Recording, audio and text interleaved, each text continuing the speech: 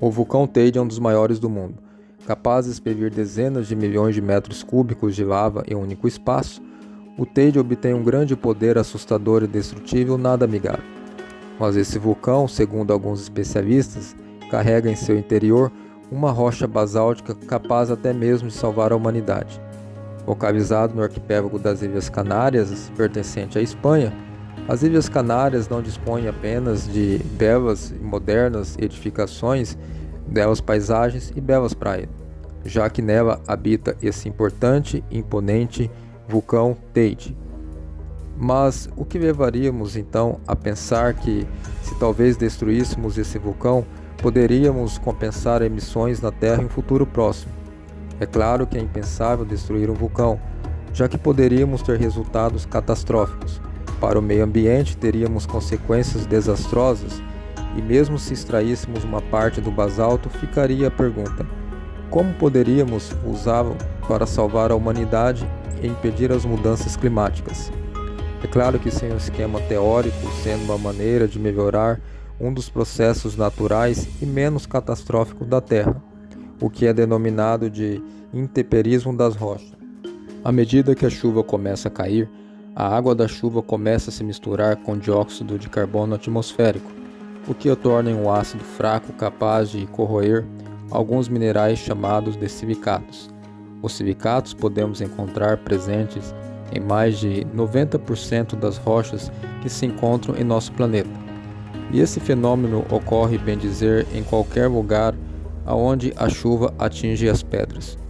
Conforme o ácido reage com a pedra, o dióxido de carbono dissolvido constante na água da chuva acaba se transformando em uma nova forma chamada bicarbonato, que acaba escorrendo juntamente com a água até os oceanos.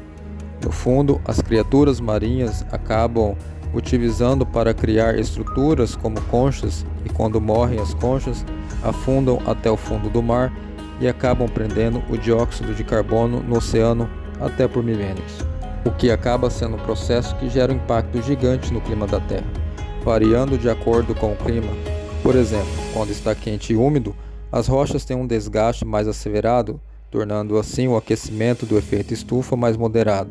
Já quando está frio e seco, esse processo fica mais lento, o que faz acumular mais dióxido de carbono atmosférico. Ocorre que esses efeitos levam tempo, pois o intemperismo natural das rochas acaba por equilibrar o clima da Terra ao longo de milhões de anos. Atualmente existem especialistas que trabalham para captar carbono atmosférico, e eles têm plenas intenções de acelerarem o processo e terem dois fatores principais para determinar o ritmo desse processo. O primeiro são os tipos de rochas expostas ao clima.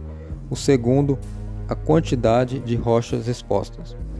Os silicatos que se formam em temperaturas mais elevadas normalmente acabam sofrendo o intemperismo mais rápido, devido à sua composição química, incluindo as rochas que estão no manto mais profundo da Terra, e também as rochas vulcânicas, como o basalto.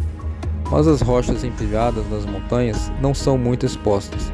Sendo assim, muitos especialistas em clima acreditam que nesse caso deveríamos então coletar essas rochas de desgaste rápido, triturá-las e assim espalharmos a fim de desgastar mais as rochas em menos tempo.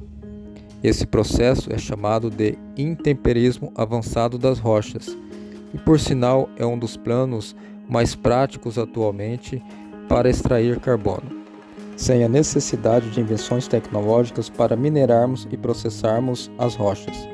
O interessante é que agricultores em pequenas comunidades já sabiam há muito tempo que as rochas e os solos vulcânicos contribuem para o melhor rendimento da colheita. Nesse caso, as terras agrícolas podem ser locais perfeitos para esse processo. No entanto, para que esse processo tenha efeito e resultado, esse processo precisa ter uma abordagem global. E mesmo sem demolir nenhum vulcão, encontrar soluções em grande escala podem também trazer alguns problemas em larga escala. Antes de tudo, devemos entender que o intemperismo das rochas, intensificados ou não, está presente em todo o ciclo global da água, tendo grandes variáveis. É muito difícil deduzir com precisão o impacto do intemperismo intensificado das rochas.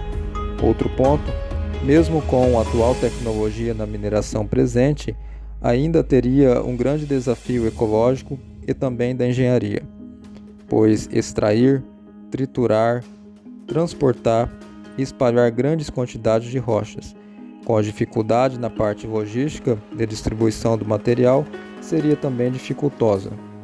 E a menos que a energia usada em ambos os casos seja de energia limpa e sustentável, isso prejudicaria o impacto de carbono do projeto. Por fim, qualquer modelo que cause impacto nos sistemas naturais da Terra, nessa escala, pode ter efeitos imprevisíveis. Veja um exemplo: rochas extraídas podem conter metais pesados e perigosos ou até mesmo elementos desconhecidos. Mas, no entanto, mesmo com esses desafios em frente, não são motivos para abandonarmos o intemperismo aprimorado das rochas. Devemos enxergar tais dificuldades apenas como os primeiros desafios para implementarmos essa estratégia. Atualmente, algumas simulações sugerem o aprimoramento do Programa Global de Intemperismo da Rocha. E como isso seria feito? Espalhar 10 toneladas de pó de basalto por hectare de terra a nível global, que poderia retirar mais de 200 gigatoneladas de CO2 ao longo de um período de 75 anos. Um número bastante expressivo em se tratando de uma abordagem importante, barata e prática. Além de tudo, trazem a prova que não é preciso explodir um vulcão para causar grande impacto. Muito obrigado por nos assistir. Se inscreva em nosso canal, deixe seu like, ative o sininho para as novas notificações e até a próxima, se Deus quiser.